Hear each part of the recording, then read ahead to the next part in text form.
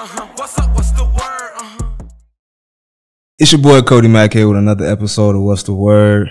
And today I got a special guest in the building, one of my fraternity brothers, the homie Kosine. What's going on with you guys? How you feel, brother? Thank you for having me, man. I appreciate you for sliding on this. And then co-hosting again. I thought you was going I was the special guest at first. No, you just Bree Specific. I'm just here. Hey, y'all. No, but you know I gotta have my little bro Bree Specific here, my partner in crime. What up, you know what I'm saying? My ace boom coon. You know what I'm saying? We still looking for her man. So if anybody's listening or watching, you are really embarrassing me right now. She is single. Make sure y'all listen to me on Power 92. Let's go. All right, so Coach, man, when you back at the crib, man, how you feeling, God? I feel great, man. It's like, man, just always the best, you know, to come home, tap in with family, friends, you know, people I ain't seen in forever. We back outside, so it's incredible, man, for real. Okay. What brought you home? I had to shoot a video for the Bulls, man. You know, last year we did the opener, so every home Bulls game, before they bring out the lineup, they got your boy on the Jumbotron, you know what I'm saying? That's dope. We wrote a song, the official win song now. So every time the Bulls win, they play this song that I wrote and produced and performed. Shout out to Jay Clark. And we had to shoot a video. So I had to call up Don C, had to call up Chris Lofton, Bart. You know, they going crazy on Power. And just, shout out to them guys. That was crazy. We got a performance at Tribe tonight. Okay. Dropping a single at midnight tonight, Smoke and Dream. That'll be available on all streaming platforms. So promoting that. And the project, it takes a year to get to know me. And it's a Web3 based project. So it's, you know, locked in with the blockchain. And it's an opportunity for fans to be able to make money off the project. So it's a lot of cool stuff going on. What made you want to do a Web3 project? Well, I mean, the NFT game, the blockchain. I mean, I feel like I first started learning about it just really watching Nipsey, you know what I'm saying, and listening to Nipsey.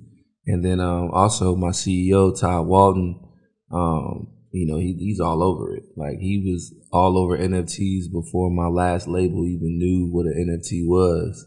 To the point when NFTs got popular, they didn't even really want to talk to our team because they were so embarrassed.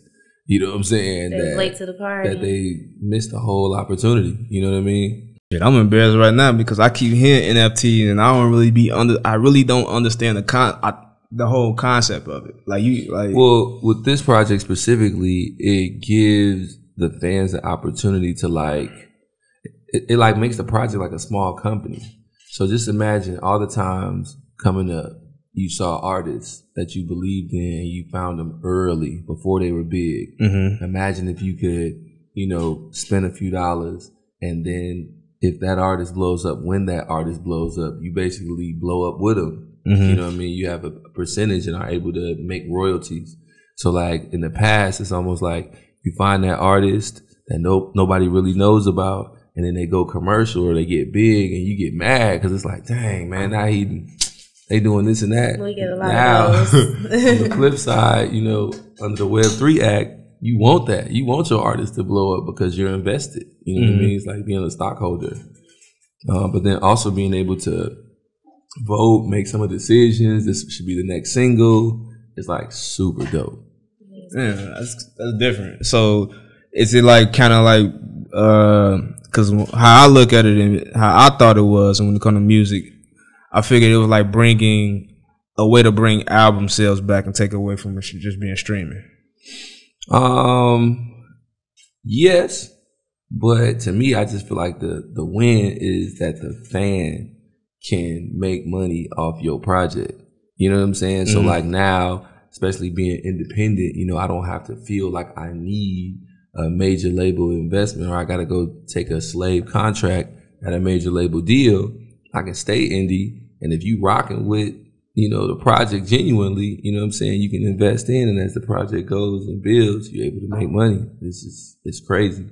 We had, I want to shout out Rance from 1500 because he had Gary V like literally pull up to the studio. He be having these like meetings, whether it's with the sheriff in LA or LAPD or somebody like a Gary V. They have a school in LA called 1500 Sound Academy. Yeah, I'm familiar. And he had Gary V just come through and just literally lecture us on the whole, you know what I'm saying, play with NFTs and Web3 and so forth like that. So it's an exciting time, man, for real. I gotta learn more about it. I feel like I need to learn more about NFTs and TikTok. Those are two things I need to school myself on. NFT, TikTok, and Web3. And Web3? Yeah, and 4 is smart contracts.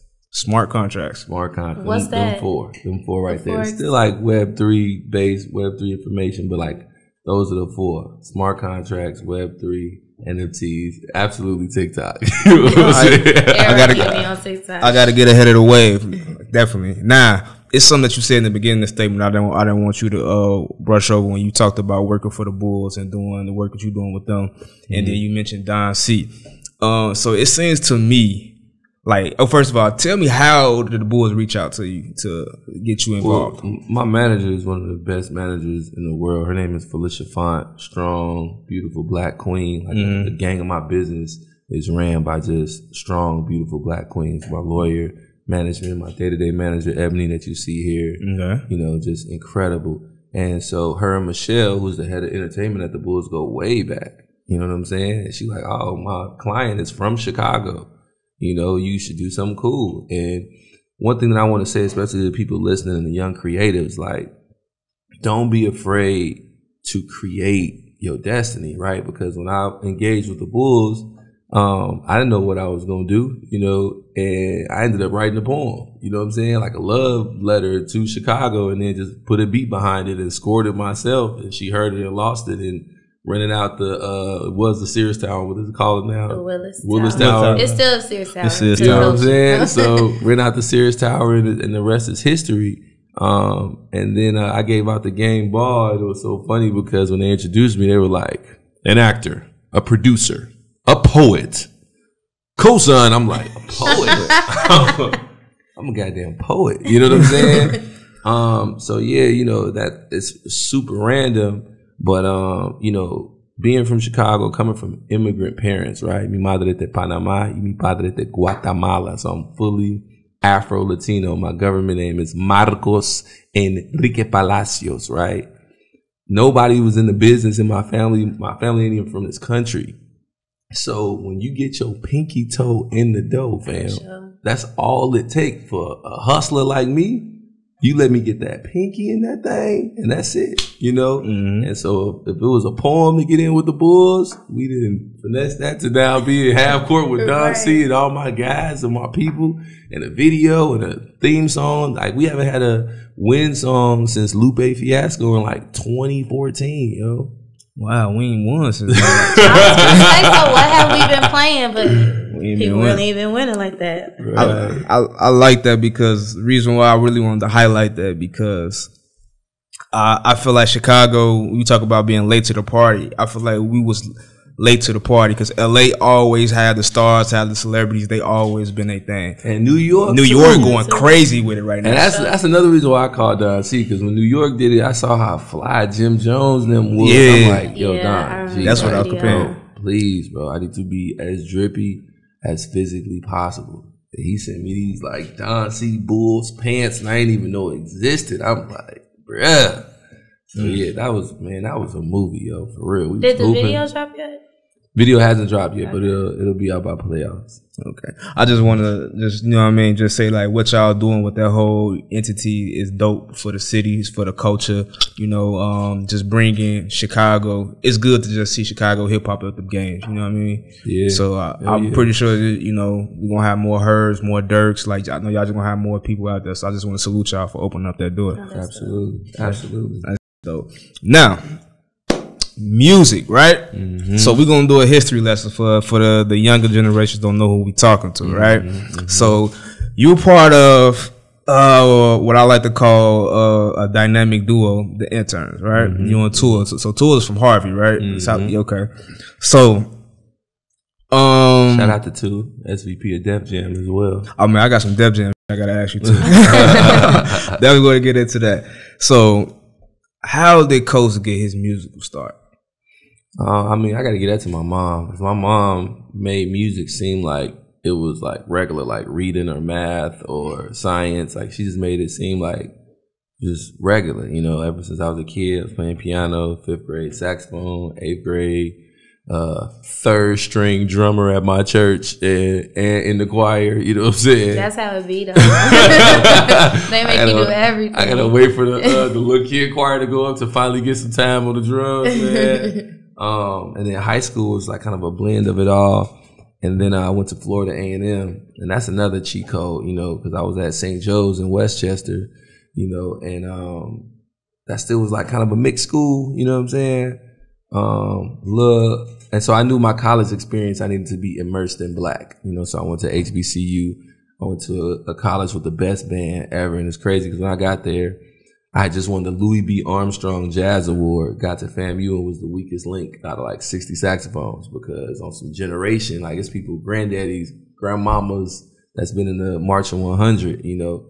And so that's where I really learned how to practice. Like I didn't know I was supposed to play saxophone till my lip was going to fall off and my neck had a rash on it from the strap. Like it's different, you know. And came back, transferred to Columbia College. Graduated, man, it's crazy. 3 years after my mom gave me her last wish was to graduate from college. I graduated 3 years later on Mother's Day from Columbia with a 4.0. Then they hired me. So I was a 23-year-old college producer teaching 2 classes, one that I made up called Hiphop beat making and another one called Producing Recorded Music 3. And while teaching at Columbia, I was moderating a panel and met a guy by the name of CL who was partners with Mims. Mims was fresh off of This Is Why I'm Hot. This is why I'm hot. You know what I'm saying? Needed a new, I mean, that was like a huge like ringtone, like monster of a record. And so they didn't know where to go. They was like, you know what? We're not going to go with a big name producer. We just want something that sounds different. And my sound was different, you know, at the time. And that's, you know, the rest of history. My first gold record, Mims, Move If You Wanna. Then I ended up executive producing that album, getting a Sony publishing deal, and then moving to LA in 2009. And you were teaching throughout this whole... From 06 to, you know, before I left, like 08. Yeah. So what would you say for up-and-coming producers and engineers and artists, how important is it? Because, you know, a lot of us are self-taught these days. And we have, like, master classes or, like, I don't like to call them, like, shortcuts, but it's, you know, it's different trades, different ways to get into the business. So how important is it to actually go to a 4-year institution? If you want to do music. Yeah, you know, it's definitely not mandatory. You know, Kanye gave us college dropout a long time ago. You know what I'm saying? And you know Puff ain't graduate, I don't think. So it's definitely not mandatory. But for me personally, just from how I learned and how my story goes, education is everything, which is why I put a school bell on all my beats. So when you listen to Rihanna, Cake, Cake, Cake, when you listen to Big Sean, Ass, Ass, Ass, or Nicki Minaj, Anaconda, or Nas the Don, John Legend, Made to Love, like all these songs I've been like putting the school bell there, shouting out my mama and promoting education the whole time. And the cool part about nowadays is we got YouTube University. So you don't even have to spend all that paper. You can go find you somebody cool and dope on YouTube and just stay locked in. You know, lock yourself in the room for a second. And when you come out, you're going to be different, you know. So I'm huge on just researching. No, that's facts, because I got my degree from SIU in marketing, but I learned how to do flyers, video editing, photography, everything on my own just by doing it on YouTube. So, yeah. I'm the same way. I don't even use my degree. No, so I still be taking piano lessons on YouTube right now. You know what I'm saying? Like I get frustrated if I can't pick up a song right away and pull up a little YouTube tutorial, get them little chords, and go about my business. You know what I mean? But you different though. Like you different because I was doing my research on you and I seen just like how you broke down. So first off, you was a college professor at 23. That's already different because most people just be graduating college at 23. So you must have been so musically inclined and just understand the game for them to hire you at 23. So that shit just dope in itself.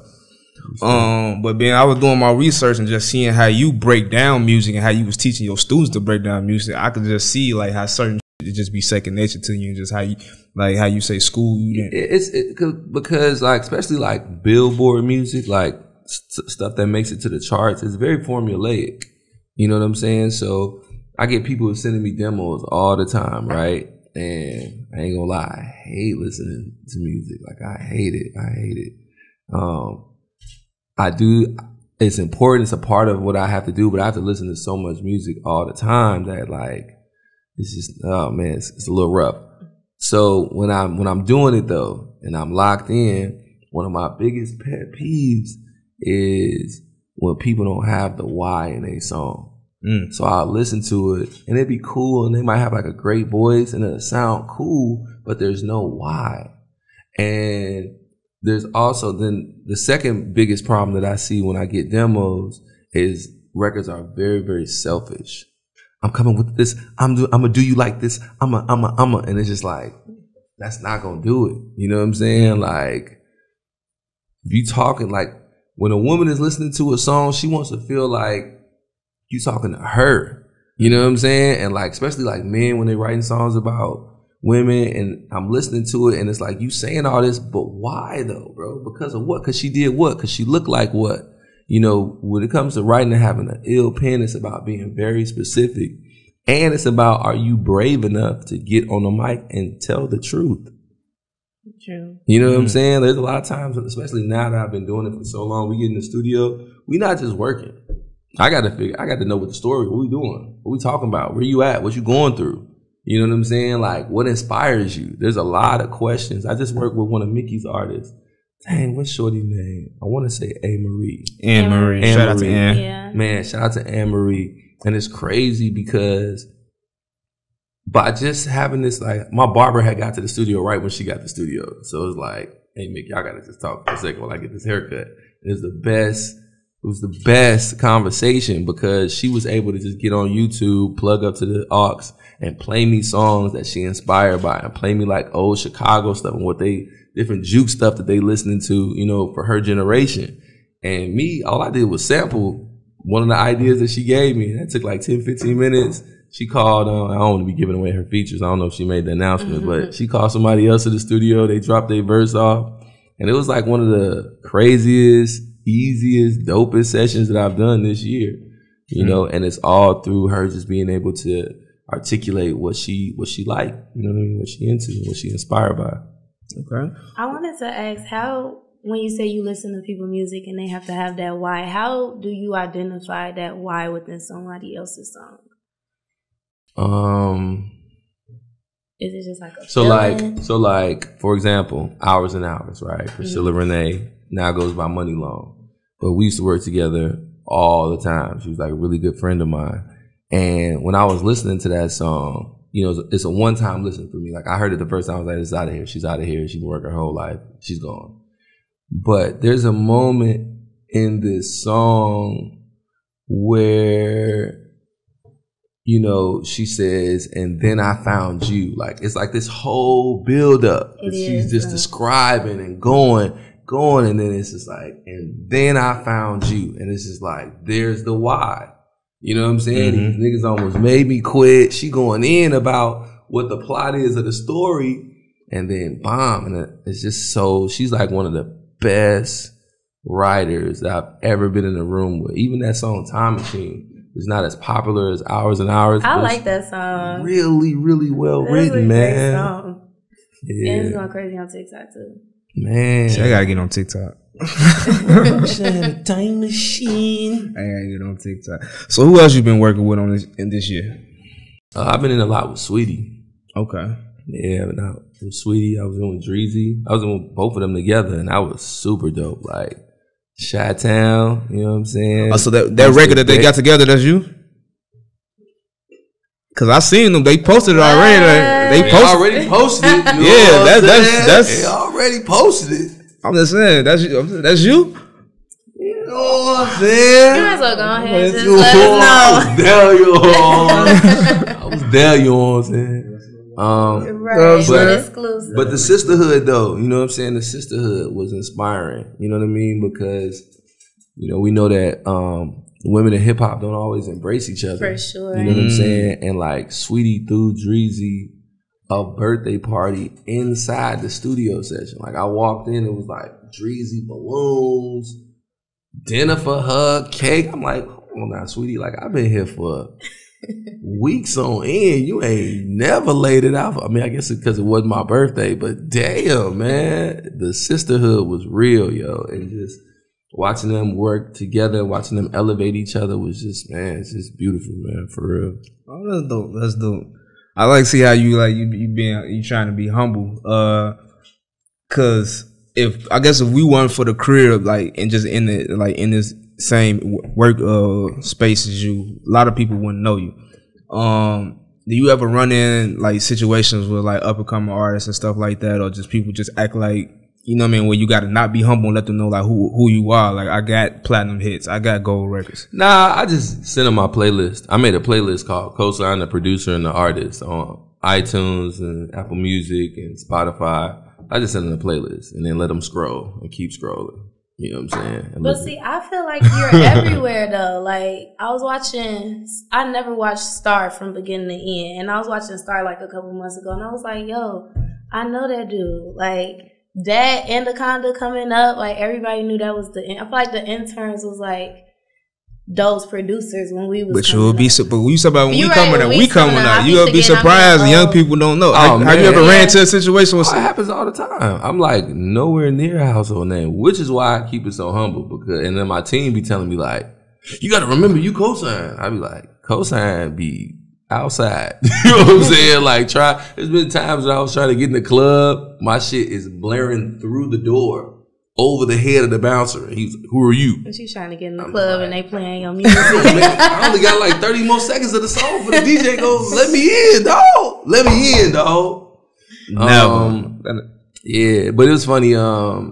We were at the Bulls game the other night and we had like the Jumbotron moment where they put us up, and the names, and somebody put on Twitter, my daughter said, "Mommy, that looks like Lil Dini on the Bulls game." You know what I'm saying? I'm cracking up. Lil Dini was my character on Star. Oh, you know what I'm saying? But yeah, like, that's another thing too. Like, I did a TED Talk about 10 years ago. No, 2015, 16.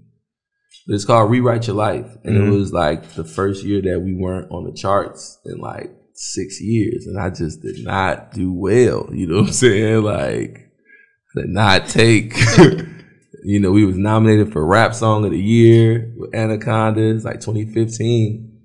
And then like 2016, it was just like, you know, we had LMA placements, a couple of little things, but it just was like slowing down. And I was not doing well. I moved back to Chicago. And I just became focused on diversifying. So 2016, I became an on-air personality for Apple Music. Beats One at the time, the radio. So, you know, live in over 100 countries. And it really changed. I still do that show on Sundays at 11 a.m. and 5 p.m. 2017 was my first show on BET called Man Cave with Jeff Johnson and Slink and Tank. My mama love that shit. And then I started producing music for Empire and Star, and I started acting on Star. Most recently, I did a show called The Encore on BET, which featured that's like with the Cherish sisters. Cherish and okay, y'all putting me on something. I remember the show, but I never watched it. Man, it was lit. It was so much drama. Well, they was on with you, bro. They was on that. They did me wrong. They was on that with him. It was crazy. Because in my mind, it was like, you know what? I'm going to do this show because I work with the Cherish twins all the time already, and I be getting money with them.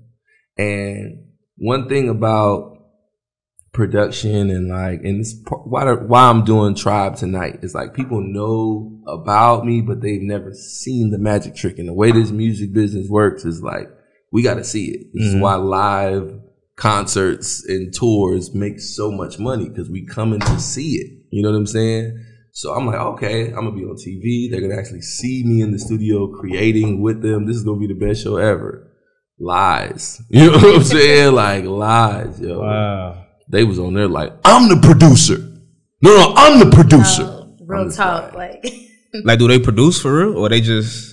I had never seen them produce or heard a produced track. You know what I'm saying? So that was news to me. I was like, oh, okay. Because in all of my contract negotiations and everything that I was told about this show, I'm the producer. You know what I'm saying? That's like, what the show looked like. Looked like they were there to like perform, and you was there to produce and engineer the music, but it ain't go like that, man. And my thing is though, you gotta know, like, I love collaborating. Like, I love working with people.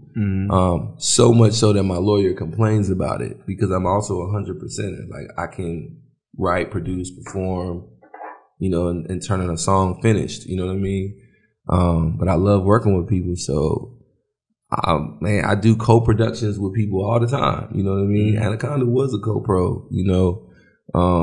Cake was a co-pro with Dream, you know, but yeah, that was tough.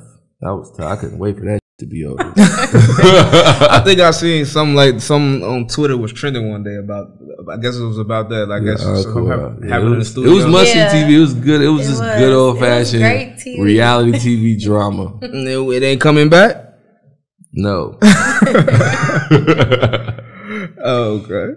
So we talking about producing and working with artists. So early off, Mike, you was telling Bree here that you saw a tweet about her saying that the tweet was, Chicago music scene is dry, right? I just feel like we talked about it off air, so we gotta bring it back. No, we gotta get it's cool though, yeah.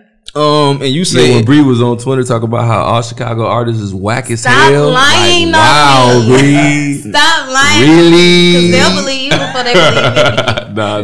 Too many people watch this. They gonna be like, yo, Bree. But nah. So you say that tweet reached all the way out to LA. Okay, so how do you feel about the Chicago music scene? Well, I'm always looking to be educated. So like that was the reason why I was so into it, because then I saw people just kind of being like, no, have you heard of this person? Have you heard of that person? And I have a label, Gourmet Ratchet Records, and I have an artist that I'm bringing out that's from Chicago that I signed tonight, you know, and I'm probably about 60 records in with this kid, you know, as far as like flying back and forth to Chicago, flying to LA.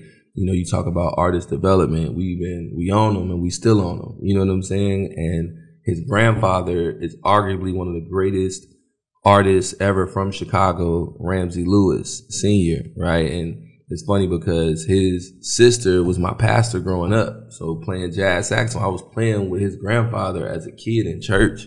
You know what I'm saying? And his father used to produce his grandfather's records, and I was an intern for his father. So I feel like I damn near was groomed as a producer to sign the baby. You know what I'm saying? And that's like, yeah, it's another reason why, you know, I felt like it made sense. One, because I know this kid's family, his lineage, and he's got a great spirit, great attitude.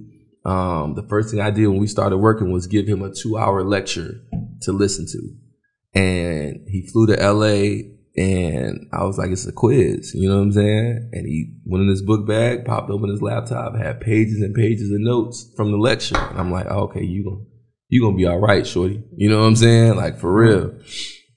So yeah, I'm all about Chicago. Like, as soon as I came in, I was straight in the studio with Rocky Fresh. You know what I'm saying? Shout out to Rock. Bart, you know what I mean? Like, I've been working with her since I didn't even know he rapped. I thought he just played ball. You know what I'm saying? Like, I was playing ball with him in LA, and I didn't even realize, like, oh no, this man, he get down for real. You know, he was just coming to LA to get out the city and grow. You know what I mean?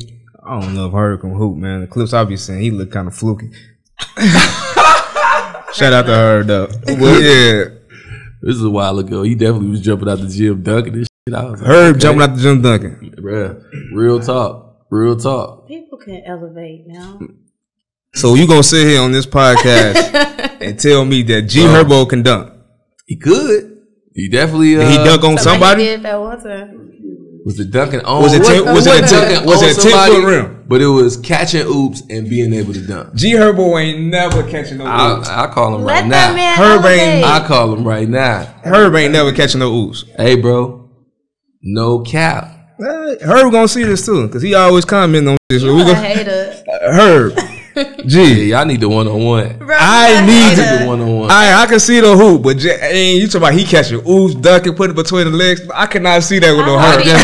Put it between the legs, man. But how you doing it like he got Herb out here like he going crazy. Like, no, man, I don't see that. Man. I want to say 2 All-Star. Whenever All-Star was in Chicago, we had a celebrity game, and Herb and Chance played it there.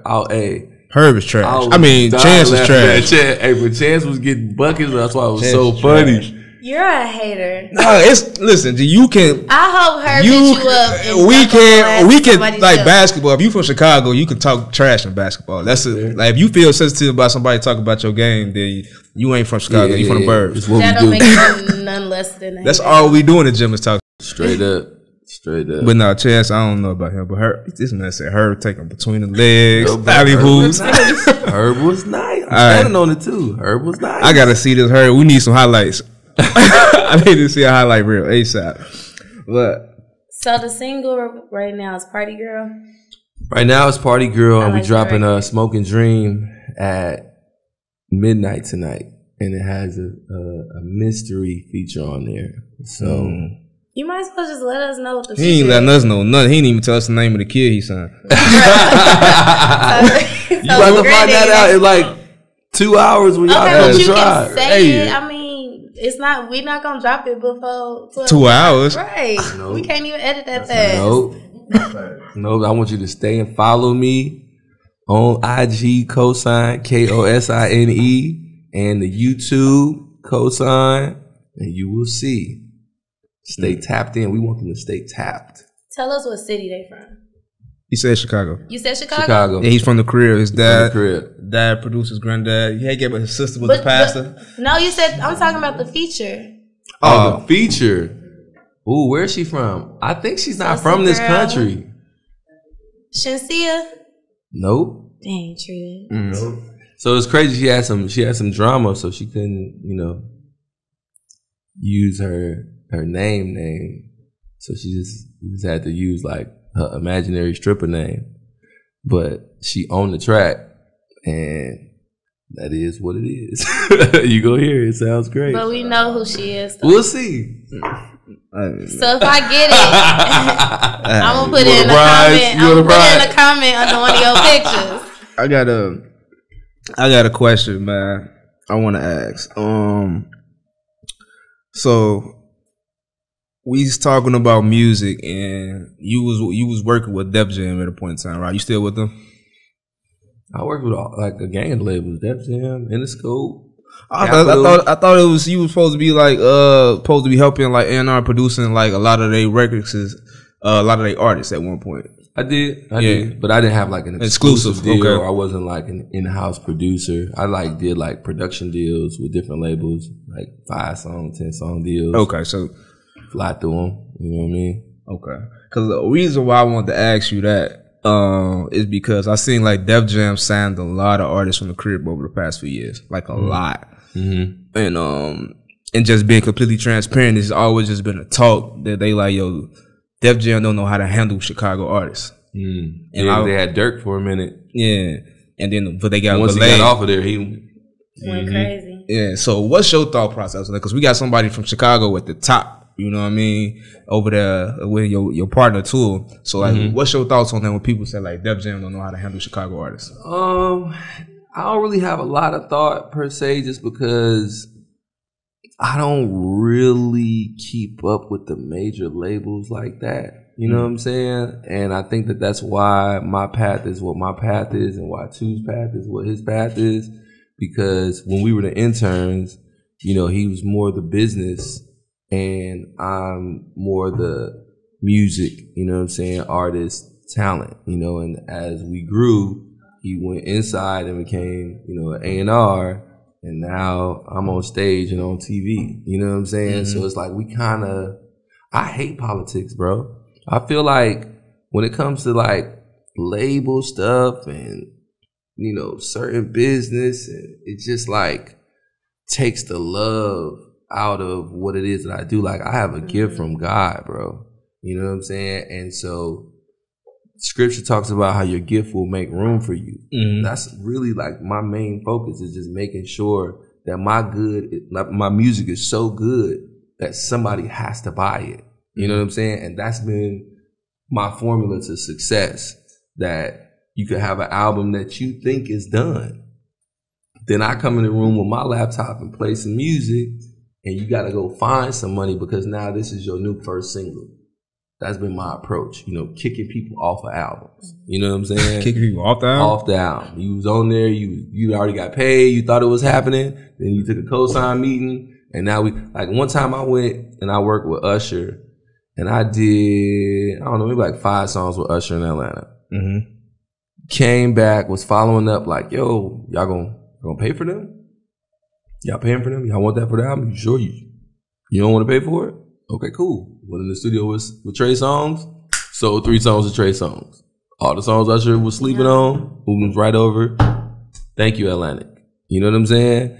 And so that's kind of like been my approach. It's really more so just focusing on the music. Like, we're going to be doing more, you know, with this artist that we have now, we're going to be taking meetings and doing other things. So maybe this question in a year, as far as like how major labels move and what they are and aren't doing with artists, I probably know some more. Mm-hmm. But like, I'm kind of anti a little bit. You know what I'm saying? I'm like more like indie, black owned, mom and pop, move to the beat of my own drum type thing. You know what I mean? I could see that from you. And you speaking on like getting paid and stuff like that. It's a quote, and you was saying that big money in music is not consistent. You know what I'm saying? Again, a lot of people getting paid for music. That's a quote that you said in the interview. What advice can you give to other creatives like yourself? Because I feel like what they say anomaly, like it's only one of you, like a person that can do everything, like it's only like one of you. But what advice can you give up to other young creators like myself, Bree, like to, you know, that's in music, but what can we do to get money outside of just focusing on music? Well, I would say try to be like self-sufficient, right? So like I would put together a label of just you and all your friends. You know what I'm saying? Like I think a really, really good formula for that, a label that is killing it right now. It's 5 homies from college, LVRN. Mm-hmm. Summer Walker, Black. They just signed Ray Vaughn, who's DJ Money's artist. That's Wale's DJ. You know, but it's 5 of them. You know what I mean? And they all make up LVRN. So, you know, I would gather all my friends, my network of people that have special gifts, special talents, and just figure it out together.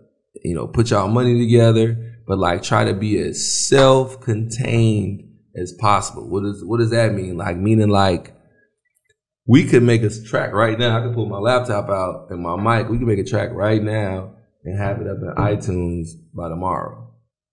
So that's totally different than how it was before when you needed distribution. Now there's websites like DistroKid where you can go and have it on Tidal, Spotify, and then boom, make TikToks on. There's so much that you can do. And I think that it's really about the consistency. Like not worrying about if it looked like your artist got all the chains on or if it looked like big money. Just make it about creativity. Because I've seen people cut through with minimal budget, you know what I'm saying? But it was so fresh and it was so creative that it just had to cut through. It was able to cut through the noise. And again, that's how I play. I play with like, nah, my shit just that hard. I don't care what politics is going on out here. I went to a label and I was beating myself up, right? Because I'm like, am I supposed to be doing what 2 doing? Am I supposed to be an A&R at a label? Like, you know how sometimes you just kind of like are looking at your purpose and just making sure you all the way aligned. Mm-hmm. So a big homie of mine is Mark Pitts, and I went to him to get some executive coaching. And there was 3 other A&Rs there. One of them is from Chicago too. His name is Dash. I know. In the scope, right? Yeah. So it's 4 A&Rs there. I'm there for 2 hours. And I'm listening to them talk and I'm getting my executive coaching, but the whole conversation at the label all day is hits. You know what I'm saying? And looking for hits. I walk around with hits in my book bag regularly. I pull my laptop out after 2 hours, play one song. It wasn't for sale either. It was like, I'm not playing this for y'all artists. I'm playing this because Shorty a star and the song is smash. So if you want to buy this single and do a single deal, or if you want to sign Shorty to your label, that's an option. Play the song, First thing they say is, we want to buy that for some of our artists on the label. I'm like, what did I tell you before I played it? You know what I'm saying? Then he was like, all right, cool. Did a single deal. Signed Shorty on the spot. So it's like, it's not meant for me to be an exec. Because even though I try to go there and be quiet, I make the hits, yo. You know what I'm saying? And that's what and she's a new artist. And I feel like that's the next level of Kosine. If I could be a discovery platform for where you can find the next and make sure that I'm giving them high octane quality production, I'm on my job. Cause like even last night I was in the studio and I'm just on my phone calling like, who the hottest in the city? Could you tell them to pull up? Cause I'm here for the next 5 hours. And that's how I move when I come to the city. So I'm always looking for new talent to help, you know? You one of them gatekeepers that was yelling at me on Twitter about, they say Chicago gatekeepers don't really do their job, but I like how you just explain how you just put Shorty on, like, no, I'm not selling the song, but y'all could buy into her as an artist. Like, we need more of that in the city for sure. Yeah, we gotta figure that out. You know what I was thinking about? I was thinking about like, damn near on some like, and it's not this, but just so you know where my head is at, like kind of like some American Idol. Mm-hmm. Like we put out a call and like we looking for an artist to work with, you know, produce, co-sign. We probably could. We have a pretty big platform, the three of us together, and just really put it out there and then go through the talent together. I was telling my team, I was like, we should be going through talent all the time and trying to figure out, like arguing, like, no, this is the star. No, you know, and then invest in our time. So like, that's something I'm definitely interested in doing. No, for sure. I like that. That's definitely needed. That's definitely needed. That way you can help find this artist. Y'all can come to the studio. My studio sessions be cracking. And we've been coming across some dope people. Like we do What's the Buzz open mic, like up north. And some of the people that come in there, like I remember this one girl, I'm not gonna lie, I saw her and I was like, what's she about to do? But she had like some Rihanna Sweetie level production. Blew us out the water. Her peeing cold. Performance wise, it wasn't that. But like you didn't even pay attention to her performance because you was so, your ear was so drawn into the song. Who was the producer? Don't even know. No, nobody know. But the whole open mic is like, yeah, she just did the open mic. Wow. It got to the crazy. Shout out DJ Will, the 3 on Power 92 DJ.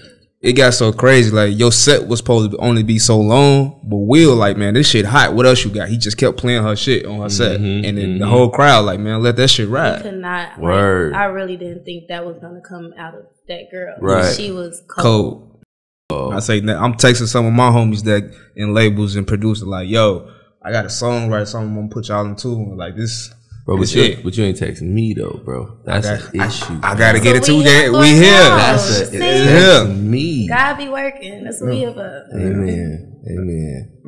But no, man. Man, it's a lot I want to chop it up with you, and I know we you gotta gotta do a part two. We gotta do a part 2. But before I get you to go, I want to get these last 2 in. This question. I think that was Lollapalooza weekend, and I think it was you, Cole Bennett, Big Miss, Apollo G, Herb, and y'all had like this private meeting. I think Bart was there. Like y'all have this private meeting, and I think it was a discussion around mental health and things y'all gonna do for the city. Can you like give me some insight? What the conversations were like? What some of the plans that came from that meeting? Man, that was a powerful room. Yo, that picture is kind of insane. You know, I think that was my first time like even chopping it up with Polo. You know what I mean? I don't think I've even chopped it up with him for real. And was able to even just like give him his flowers. You know what I'm saying? But yeah, I mean, you know, Chicago is such a layered city. You know what I'm saying? It's so layered that, you know, how you go about change has to be very intentional and planned out well. So like that really was what that night was. It was really like, it wasn't that deep, but it was like more of an icebreaker to just kind of get us in the room and get the conversation going and hear like the needs of the city and what's going on, you know. And man, I'm just glad everybody showed up and everybody has it in their heart, you know. And you gotta know, like, people are doing things and helping Chicago off the scene, which is like kind of how you supposed to do it. You know what I'm saying? You know, I know for me for sure, I don't always broadcast you know, when I'm giving and how I help, you know what I mean? But I do. Like when I came here, we were in Hyde Park at Tifa School. What's Tifa School? Hyde Park. Okay, that's the name of the high school. I thought we was just in Hyde Park. We was at Hyde Park. And man, it was so dope. Like that type of stuff energizes me, like for real. Like I don't think the kids even realize how much I get from them by tapping in and chopping it up. And we're basically doing this, but like they got it together over at Hyde Park. Like I'm talking about media, cue cards, lights. Yeah. Like it was legit, yo. It was legit. So yeah, I mean, I guess to the artists that are on my side or the gatekeepers of the world, it's just like, man, you know, when you give back, it comes back to you so much more that's just how I move. You know what I mean? Like sometimes I don't even know how I be making money. You know what I mean? And I'll say this, when it comes to making music, it's similar to real estate, right? Because it's residual income and it's intellectual property. So when I was at FAM and I was thinking about dropping out because my mom had got cancer, and I was like, man, I hate school. I'm doing this for her. And I just started reading books like crazy. I read Rich Dad, Poor Dad. Mm-hmm. When I read that and learned about residual income, you do something one time and you get paid for the rest of your life. That was it. You know what I mean? I was like, all right, cool. So as long as I'm making a new song all the time, I should be straight. And I can tell you, and I get excited about it because it's how I feed my children. You know what I mean? It's a wonderful investment. Music publishing is a wonderful, wonderful investment, man. Like there's been times where I'm sitting there scratching like, babe, I ain't got it. And then boom, royalty check come in. I do got it. You know what I'm saying? Just like that. Man, so I just, you know, again, your gift to make room for you, man. You know, continue to write. Register your songs on ASCAP or BMI. You know, it's not that hard. You know, it's like a 5-minute process to put the names in and your IPI number so that if it makes it to sync and film, which is a whole nother way of making money, made a lot of money with Fox, man, and quick and on time, because these TV budgets and these movie budgets, they don't play around like music budgets. Like an artist might take 2 or 3 years to put out an album or 5 years to put out an album. When that TV budget is set and they got a $250,000 shoot day, that song has to be done, complete, no samples, cleared, and paid for. You know what I mean? So it's not necessarily as glamorous, you know what I'm saying, the TV and film sometimes, but from a lucrative place, like, it's the wave, you know what I'm saying? So yeah, that's how I don't know if you're familiar with Ohana Bam. He from Chicago. Ohana Bam. Yeah, but he got hella sings, and he's not like people don't even like people don't even know him. Like he should, like how you would think they know him, but he done had shit on Power. He done had shit on Fast and the Furious, like all type of shit. So, yeah, I call that the side door. You know what I'm saying? They ain't letting you in the front door of the music business. Go through the side. Go through the window. Go through the back. You know what I'm saying? Get in that house though. You know what I mean? No, that's facts, man. Man, I feel like this is a dope interview. I'm inspired. I'm about to go figure some shit to curate every day, all types of shit, man. Ready to hit the tribe, man. I'm ready to go get some hey, I'm tonight. ready to kick it. Man, I appreciate you, you know what I'm saying, coming through. Man, thank you showing for having love. me. You know what I mean? Bree, you got any last thing you want to ask them? You appreciate me too for being here?